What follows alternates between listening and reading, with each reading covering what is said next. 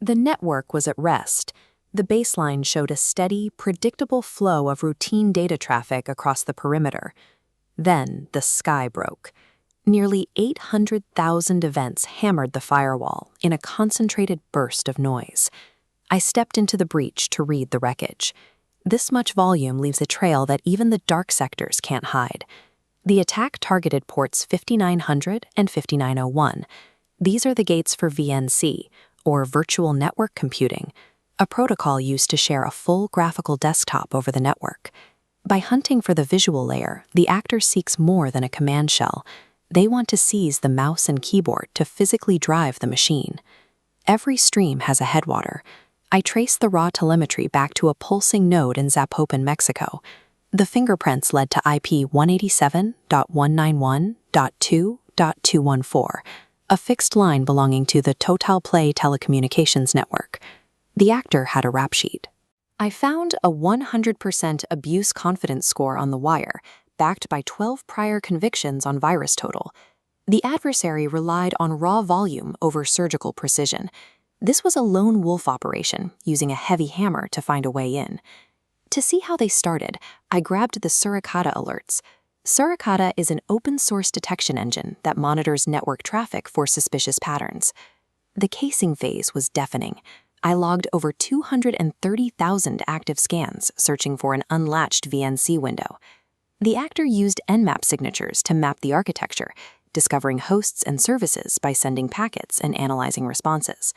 The recon quickly escalated into active exploitation. They unleashed a wave of credential stuffing, a method of injecting millions of username and password combinations into login prompts.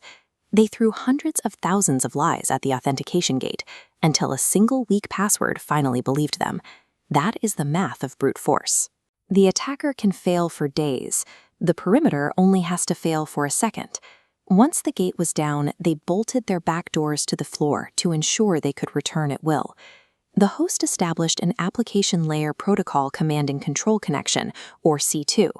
C2 is the malicious infrastructure an attacker uses to maintain contact with a compromised system. The traffic was constant. I caught nearly 70,000 packets flowing bidirectionally between the victim and the Zapopan IP. This data stream acted as a leash. By holding the VNC response line open, the actor maintained a live tether to the desktop. This level of active C2 traffic proves the endpoint is colonized. The mission for the defender shifts from prevention to an active hunt. Maintaining a high-volume graphical hold on a machine is resource-intensive and serves a specific financial goal. Hijacking the UI is often the prelude to resource theft. The actor pushes the server hardware to its limits, burning CPU cycles to mine cryptocurrency. Verified VNC access is also a sellable commodity. Access brokers sell these desktop keys to ransomware affiliates, who pay a premium for a guaranteed foothold.